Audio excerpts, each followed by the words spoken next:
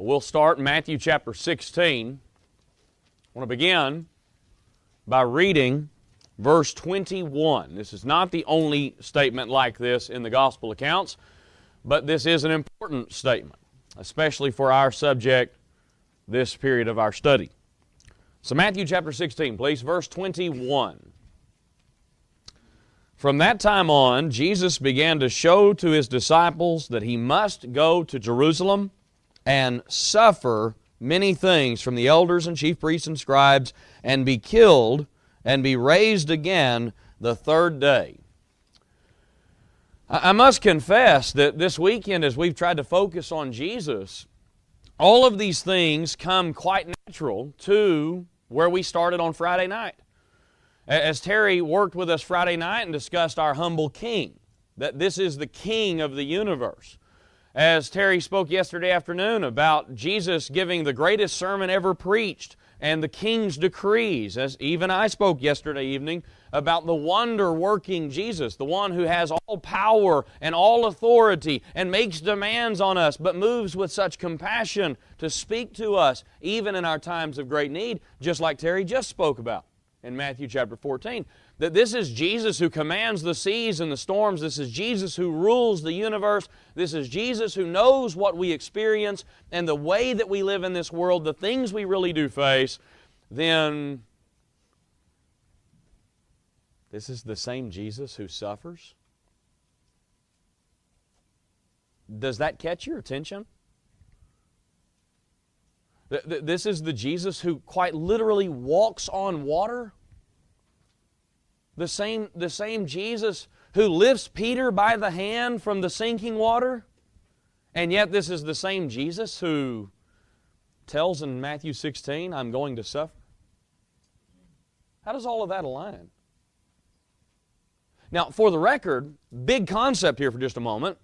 This is the plan of God from the very beginning. If you go back in your mind to Genesis chapter 3, when humanity introduces sin into the world, the first messianic prophecy pops up. That the son of woman, the seed of woman, will be bruised, and yet will stomp the head of the serpent. And that's exactly the statement that's made throughout all of Scripture. Then you get to Isaiah's suffering servant. Isaiah chapter 53, one of the most recognizable statements in the Old Testament. God had always planned for His Son, the servant, the Messiah, the King, to suffer. Then you get to Matthew 26 and 27, which is our text this morning. And I'm afraid that in some cases we look at just the scourging and the crucifixion, and we zero in on those two things because they're the most vivid scenes of His suffering. And well, we should. But here's what I want to do with you this morning. We're going to talk about the scourging and the crucifixion in just a moment, but I want to draw out of these two chapters every way Jesus suffers. Now, don't panic. I know we have an 11 o'clock service. I've got 20 points. You're like, I've never heard a 20-point sermon. None of them have heard a 20-point sermon either. So you guys are getting a jump on them at life, okay? This will be great. 20 points. But here's what I want to do. I want to work through these two chapters. We're not going to read every passage. We're not going to read every verse. But I want to draw out every way in which Jesus suffered in these two chapters. And I want you to see the accumulation of all the ways that He suffered. Not just the scourging and not just the cross, but all the ways in which He suffered, because He is the suffering servant King. So let's work on this. Matthew 26, please. Matthew chapter 26. I want to read verse 36. Matthew 26, beginning in verse 36, please. Matthew 26, beginning in verse 36. Then Jesus came with him to a place called Gethsemane, and He said to His disciples, sit here while I go and pray over there. And He took with Him Peter and the two sons of Zebedee. He began to be sorrowful and deeply distressed. He said to them, my soul is exceedingly sorrowful, even to death. Stay here and watch with me. He went a little farther, fell on His face, and prayed, saying, O my Father, if it is possible, let this cup pass from me. Nevertheless, not as I will, but as You will. Verse 40, He comes to His disciples. He found them asleep and said to Peter, what, could you not watch with me 1 hour? Watch and pray, lest you enter into temptation. The spirit indeed is willing, but the flesh is weak. He went away again a second time and prayed, O my Father, if this cup may not pass away from me unless I drink it, your will be done. He came and found them asleep again, for their eyes were heavy. I'll draw this out, the first one. His closest friends quit him. Now, I don't mean quit him in a really hard and fast, dirty sort of way, but I do mean he just says, I need some comfort here. I need you guys to wait on me. And every time he walks away from them, boom, they're asleep. He goes back and they're asleep. He goes over, he walks away from them, he's praying to the Father, he's exceedingly sorrowful, he's agonizing over everything he's facing. And those who are closest to him, even Peter, James, and John, every time he steps away, boom, they're asleep. You have friends like that? I mean, what's the old saying? Who needs enemies when you got friends like that? I'm in a lot of pain here, and you guys can't even stay awake. You can't even comfort me. You can't even be there to support me. Oh, this is just the beginning. A little further, please. Number 2, a friend betrayed him. Now, go back earlier in the same passage, Matthew 26. Look at verse 2. Verse 2. This is stated for our attention here. Verse 2. You know that after 2 days is the Passover, the Son of Man will be betrayed to be crucified. He anticipates this is going to happen. Now 26, verse 47. While he was still speaking, behold, Judas, one of the 12, with a great multitude with swords and clubs, came from the chief priests and the elders of the people. Now he who was betraying him had given them a sign, saying, whomever I kiss, he is the one, seize him. The writer gives us no query here. We have Matthew noting for us the one who betrayed him.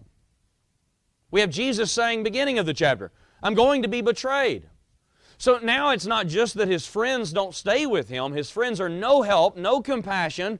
It's now that one of his friends, one of his 12 closest friends, is actively working to betray him, leading the very people out into the night who will take Jesus to ultimately be crucified and killed. You had a friend like that? I mean, I've had friends treat me poorly. Have you had a friend lead people out to arrest you, to crucify you? Yeah, me neither. Me neither. But you recognize how much hurt? Yeah. Terry just discussed. He knows us. He knows what it's like to have a friend betray him. Let me go on, number 3. He's arrested. Look at verse 50. Verse 50. Jesus said to him, friend, listen to that. Friend, why have you come? Then they came and laid hands on Jesus and took him. And suddenly one of those who were with Jesus stretched out his hand, drew his sword, struck the servant of the high priest, and cut off his ear. I've always been impressed by this scene, that they came and laid hands on him. Let's remember, though, this is God in the flesh. You don't lay your hands on God and take Him anywhere unless God is willing to go with you. You don't overpower Jesus. This is the same one, as we've already discussed, that calms storms. This is the same one who multiplies fish and bread. This is the same one who casts out demons. They are not taking Him because they outsmarted Him or outmanpowered Him, outmaneuvered Him. No. One of the most striking scenes in the whole gospel account is the image of Jesus simply holding out His hands to be taken. He lets them. He's arrested, and it's only going to get worse. As He's taken in before the Jewish council, look down at verse 56 now. Verse 56. As you get through all of this scene, of course, Peter jumps up in verse 51. We're told from John's account, Peter jumps up and tries to help, but Jesus says, no, that's not how this is going to work. That's not how this is going to work at all. He says this is absolutely what's supposed to happen. Now in verse 56, then all of this was done that the Scriptures of the prophets might be fulfilled. Then all the disciples forsook Him and fled. So you get this, almost this sense of it's getting worse. It's not getting better. Now it's not just that friends have kind of not been super helpful. It's not just that one of them hasn't really done much good. He's brought people who's going to hurt Jesus. Now it's that in the last of it, they all quit Him. Now it's not Jesus with the other 11. Now it's not Jesus with Peter, James, and John. Now it's Jesus by Himself. all of his friends left him. And then he's taken in before the Jewish council in verse 57 and following, brought before Caiaphas and the high priest. Look at now verse 59. Verse 59. He's lied about. Verse 59, now the chief priests, the elders, all the council sought false testimony against Jesus to put him to death, but found none. Even though many false witnesses came forward, still they found none. But at last 2 false witnesses came forward and said, this fellow said, I'm able to destroy the temple of God, to build it in 3 days. You recognize several times, Matthew tells us, it was false witnesses. So now here's a situation where Jesus is before the high officials of the Jewish world, and they're bringing in people. What can you say about him? What can you say about him? Here, I'll even give you some money and you say something about him. And they're lying about Jesus. You had that happen? Young people? Had that happen? Somebody lie about you? Kind of hurt your feelings? Kind of do something mean? Jesus is having people lie about Him, and it's going to lead to Him dying. And this isn't the only time. After the Jews decide they are going to kill Him, they've got to figure out what they're going to do with Rome in just a moment. But before they even get there, He's spat upon in verse 67. Jump down to verse 67. After they accuse Him of blasphemy, verse 67, now they say, then they spat in His face and beat Him, and others struck Him with the palms of their hands, saying, prophesy to us, you Christ. Who is the one who struck you? Now recognize again, here's a situation where He's surrounded by people who hate His guts, surrounded by people who want to kill Him, and they're spitting in His face.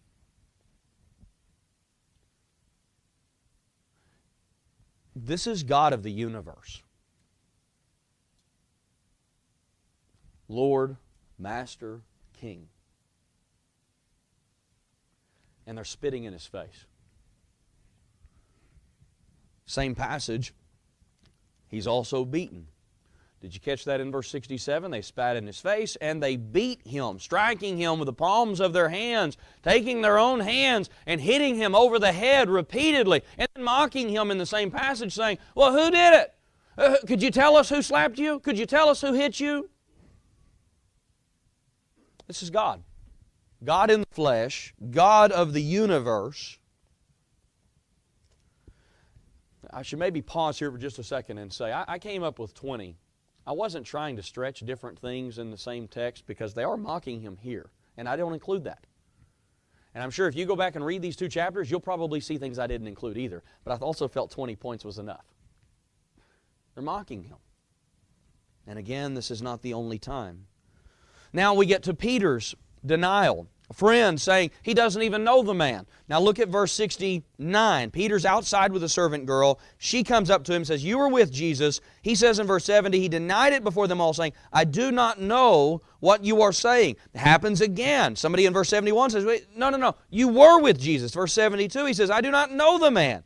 And then they come and say again in verse 73, you absolutely are with Jesus. Your speech sounds just like this. The other gospel accounts say, yeah, you're a Galilean. We can tell by the way you talk. Some regions have very distinct dialects. Yeah. Verse 74, he says, I do not know the man. So much so that he begins to curse and swear. And I know that we like to read that and we say, well, he's cussing. No, he's not cussing. He's calling down curses from God if he's not telling the truth. And ironically, what do we know? He's not telling the truth. He's sitting here saying, I don't even know this Jesus. Are you kidding me? No.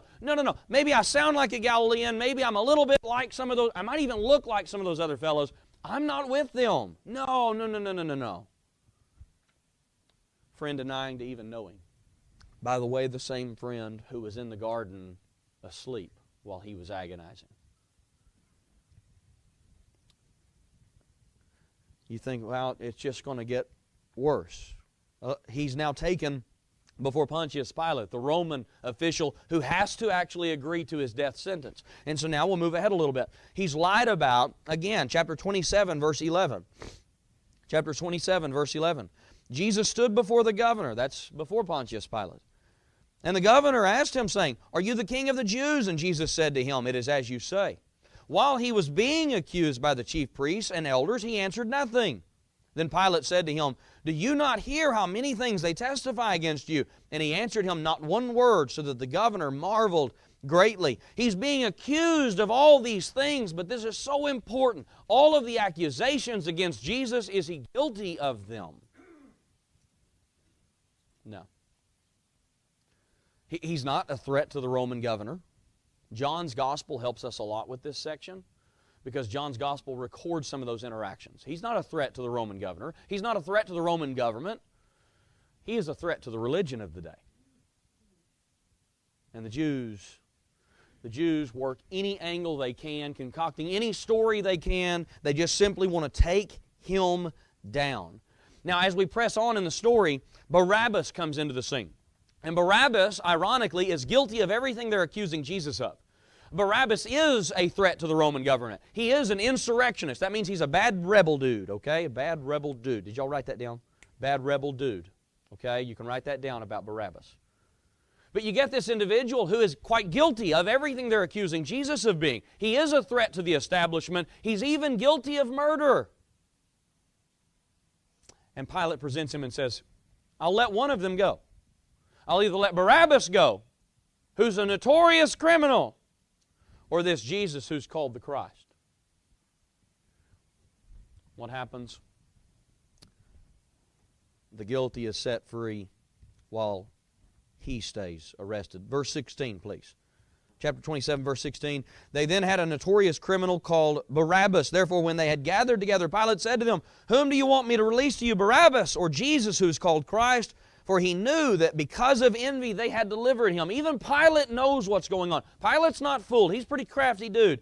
He knows they're faking all this. They're milking all of this to simply get at Jesus. Verse 19.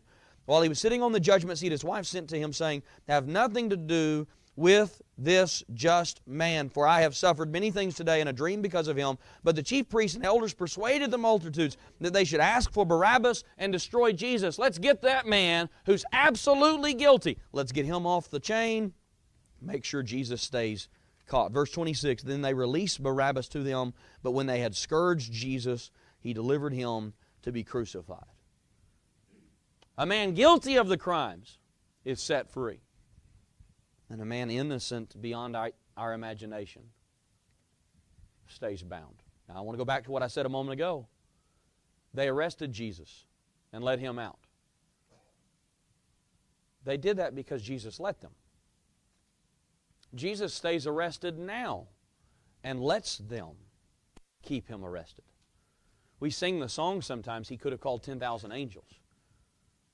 But do we recognize, we skipped over some of the section in Matthew 26 where Jesus says those things. But that's the entire point. And everything working through all of these awful things in Matthew 26 and 27, He's still God of the universe, still the King of kings and Lord of lords, and still there, willingly there.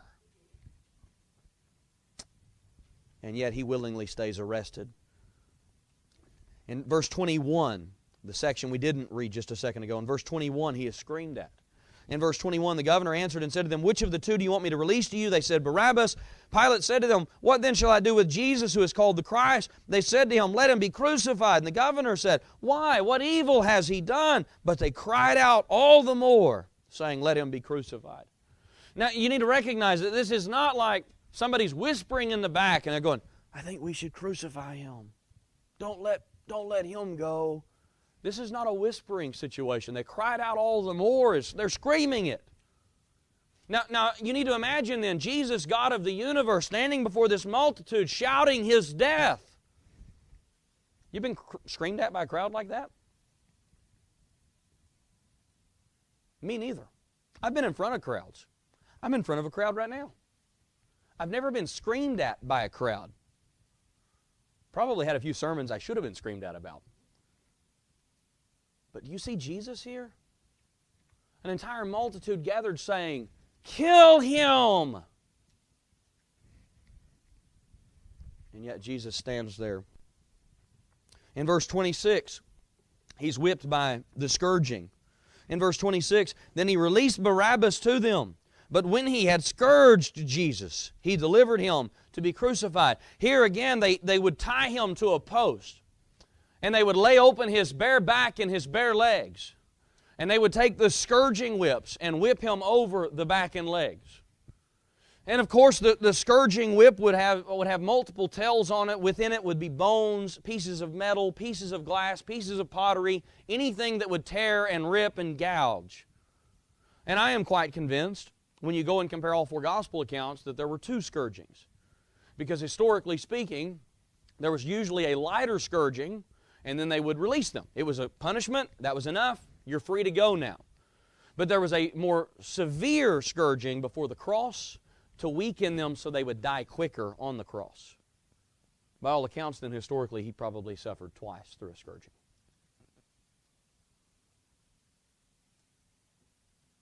Why? Because he let them. Are you getting this picture now? I need some acknowledgement. Are you getting this picture now? Now that's one of the big scenes we see in the scourging. That's one of the big scenes we see in the suffering. But do we really see Jesus as the one who suffered these things? God in the flesh. I want to also draw out something else that doesn't stand out to us as much because of the grotesque, the graphic, vivid things that happen. But I'll also add this one in. He is completely embarrassed. In verse 28 now, verse 28. As he's paraded through the praetorium, the soldiers are gathered there. Verse 28, they strip him and put a scarlet robe on him. Everything about the crucifixion process was to humiliate the one being killed. Now, you need to recognize, this is a humiliation process. What it is, for this kids might be over your head a little bit, but us adults, this process was to dehumanize the person being killed. They can make him less human, and that makes it easier to do the things to him they're about to do to him. And what do you do to a guy you want to dehumanize? You want to make him out to be less than human. You strip him down to his underwear in front of a crowd. That's what we just read in verse 28. You strip him down to his underwear in a crowd. And then you beat him senseless. Folks, part of the cross was the humiliation. In fact, we read Hebrews chapter 12, verses 1 and 2 last night to kick off or Friday night to kick off our youth weekend. He despised the shame of the cross. This was a humiliating thing. And this is God in the flesh. Terry just read from Philippians 2. God, who in every right was God, fully equal with God, completely God, truly God, who descends glory to come in the form of a servant, even a bondservant, and death, even the death of the cross. The cross was a scene of deepest humiliation, and this is God. Let me go ahead. In verse 29, he's made fun of and taunted. We read verse 28, they strip him, they put a scarlet robe on him, they're trying to make him out to look like a king. Verse 29, they twisted a crown of thorns on his head, they put it there, they took a reed in his right hand, they bowed the knee before him and mocked him, saying, "Hail, King of the Jews." Now they're taunting him and making fun of him. Well, you're supposed to be this king, so let me give you a little kingly outfit, and let me make this little kingly outfit for a little kingly crown for your head. I'll even give you a little staff, and we'll bow down and mock you. Hail, King of the Jews. You're somebody. You're so impressive. You're so important. All as a way to make fun of him. You younger people, have you been made fun of in front of other people? How does that make you feel? Yeah, about this small, doesn't it? This is God of the universe. And nothing but a bunch of pagan Roman guards bowing before him and saying, "Boy, you're somebody," covered in blood and fake kingly apparel. In verse 30, he's spat upon again. So in verse 30, they spat on him. And you think that once would be enough. But no, we don't have just a handful of guys in the last chapter spitting on him. Now we've got another group of guys from a different background. It's not Jews who are spitting on him this time. It's the Roman governor, or it's the Roman soldiers who are spitting on him this time. He's getting, quite literally, spit on across the board. Jews? now Gentiles, people who claim to be the people of God, now people who don't even know the true and living God.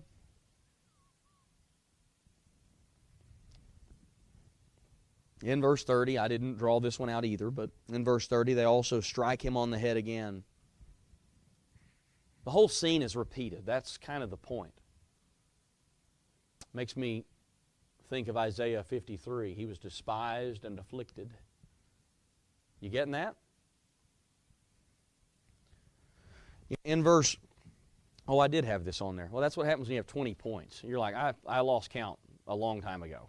Okay, I don't know if you noticed, I quit saying the numbers because you just don't do numbers anymore after about 4. So he's hit on the head and taunted and made fun of again. Verse 35 now, please. Verse 35. Verse 35. There they crucified him, dividing his garments, casting lots, that it might be fulfilled which was spoken by the prophet. They divided my garments among them, and for my clothing they cast lots. Now again, historically speaking, some of the pictures of this are fairly accurate historically. They would strip him down to basically his underwear and now hang him on a cross. And of course, the entire crucifixion scene is absolutely worse than what you generally think. They would stretch out his hands and drive a single nail through his wrist bones, not his palms, but through his wrist bones, because it's through his wrist bones that he can actually be supported. They would take and overlap his heels and drive a single nail through his heels. And they would usually put a little peg underneath his feet so that he could pick himself up. They would sometimes put a little peg right about his upper thigh so he could rest on that. That way his flesh is not holding his entire weight. And all of this was about dragging out the process. They want people to suffer and be humiliated. And as they hang there suspended, he essentially is held like this with his arms slightly above his head, which means he's basically suffocating. And every time he wants to take a breath, he picks himself up. And when he gets his breath, he sets back down on that peg. Which is also why he raises himself up to cry out one last time. And what generally killed people on the cross was asphyxiation. They would normally suffocate because they were so weak they couldn't hold themselves up anymore. They would sag down and eventually take their last breath. There's a good reason why the two great suffering scenes in these 2 chapters are the scourging and the cross, and those are the things we think about. I just want to remind you, all of this is happening along with those horrible scenes. And now at this point you think, well, okay, maybe we're done at this point. No, we're not. And if you are counting, I think we still have like 3. This is not getting better. Even as he hangs suspended between heaven and earth, quite poetically connecting to John chapter 3, being raised up by God as a source of salvation, raised up by God as our instrument of deliverance, here he is suspended between heaven and earth and still being made fun of. Verse 39 now. Those who passed by blasphemed him, wagging their heads and saying, "You who destroy the temple and build it in 3 days, save yourself. If you are the Son of God, come down from the cross." Likewise the chief priests also, mocking with the scribes and elders, said, "He saved others. Himself he cannot save. If he is the King of Israel, let him now come down from the cross, and we will believe him. He trusted in God. Let him deliver him now, if he will have him. For he said, I am the Son of God." Even the robbers who were crucified with him reviled him with the same thing. Over and over and over again, they're wagging their fingers and they're making fun of him. You said you were somebody. Well, why don't you just prove it now? You know, you got power. You've been doing cool things, really blowing people's minds. Do it now. Now when it really counts. Now when it really matters. Now when your life is on the line. Where's all that great power at? You know, I again want to remind you, this is not just some noble man who's suffering. This is not just simply some good man who's suffering. This is God in the flesh. God, ruler of the cosmos. God, the sustainer of all that is. God who spoke the world into existence. In John 1, in Colossians 1, and Hebrews 1, All three of those accounts remind us that God, Jesus, was eternal, was with God and is God, and all things came into being through Him. Not one thing that is came into this world without Him. Jesus made everything, and now hangs between heaven and earth being made fun of. Has that got your attention yet? If I haven't got your attention with, 17, 18 points, I'm not going to get it now. If this is not something that really, really hits you in the pit of your stomach, then I have very little to offer you. This is God dying. He dies then, embarrassed and alone. I draw out that idea of embarrassed again. Verse 49. Verse 49. The rest said, "Let him alone.